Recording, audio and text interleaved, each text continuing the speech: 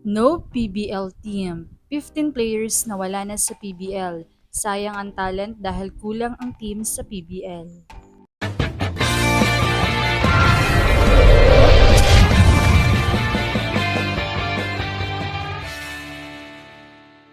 What's up, Volleyball Nation? Welcome back to my YouTube channel. Narito ako para magbigay sa inyo ng updates tungkol sa mundo ng volleyball.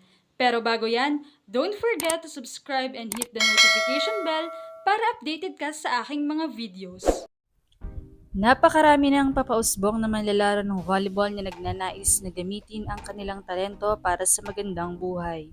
Subalit batid nga natin ang PBL ngayon ay sa halip na padagdag ang mga teams ay sa pabawas ito bagay na hindi nagbibigay ng oportunidad para sa mga players.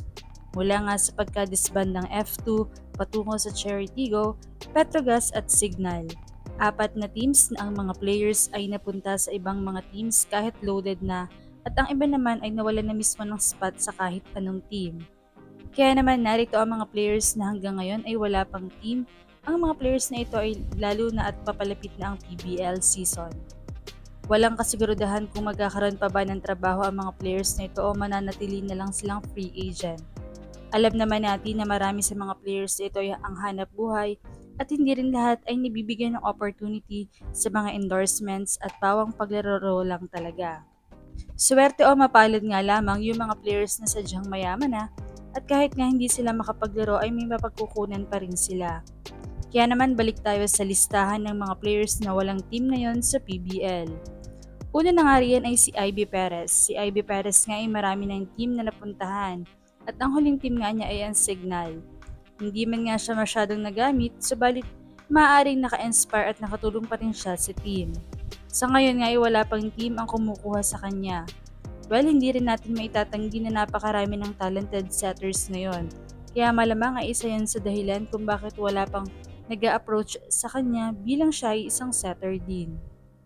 Ganito rin ngayon ang kapalaran ni Giselle C na isang sikat at mahusay na playmaker din noon sa FEU. Ang kanya ring huling team ay ang Signal. Wala pa ring team ang kumukuha sa kanya at tanging si Jal Cayu na lamang mula sa kanilang tatlong setters ang may team na. Habang wala pa ring team si Pearl Denura na isa ring dating member ng Signal at kinuha lamang siya mula sa pagiging free agent dahil hindi siya na-draft noon. Malungkot din ito para kay Heather Ginoo na matapos ang kanyang pagiging Capital One Solar Spiker ay napunta siya sa Signal ngunit na-disband nga ito kaya naman marami din ang nasasayangan sa kanya bilang siya ay reliable spiker at defender din. Habang si Ethan Arce naman from Signal din ay wala pa ring team na kumukuha sa kanya. Mula nga noong disband ang Petrogas Angels ay wala ring kumukuha kay Marian Buitre at Antoinette Adolfo. Gayun din kay Joy Dacoron na kung minsan ay sa TikTok live na lamang lumalabas. Habang matapos din ang kontrata ni Noriel Ipak sa Capital One ay nawalan na rin siya sa volleyball scene at wala ng team ang kumuha sa kanya. Gayun din si Micah Ortiz na matapos ang PBL All-Filipino Conference ay natapos na rin ang kanyang kontrata sa Zeus Coffee at wala ring team ang nag-approach sa kanya. Habang dalawang setters naman ang pinakawalan ng Capital One, si Iris Tolenada at Nika Yandok. Para kay Iris ay nakita siyang nakikitraining sa PLDT, pero walang balita kung kinuha na ba siya ng team na ito. Basta ang sigurado ay hindi na siya na-renew ng Capital One. Joe Maraginot. Kahit na ilang season nang wala si Joe ay marami pa rin ang naghahanap at naghahangad na bumalik siya sa volleyball scene. Wala rin kasi siyang paalam o sinabing dahilan kung bakit bigla na lamang wala siyang team na kinabibilangan. Habang isang bagsakan naman na pinakawalan ng Akari Chargers sina Danny Ravena, Max Wangko, Thea Bonafe, Steph Bustrillo. Habang sa PLDT naman ay pinakawalan na rin si Angela Gacion. Nakakalungkot isipin na may mga manlalaro sa PBL na nawalan na ng koponan dahil nawalan din sila ng pagkakataong maipagpatuloy ang kanilang propesyon at pinagkukunan ng kabuhayan.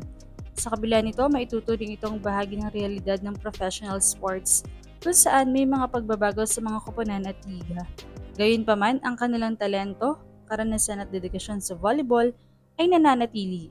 Kaya marami pa ring oportunidad na maaaring magbukas para sa kanila sa hinaharap, maging sa ibang koponan, coaching o ibang larangan na may kaugnayan sa sport. Sa tingin nyo ka-Volleyball Nation, sino pa yung mga players na walang team ngayon? I-comment mo na sa ibaba.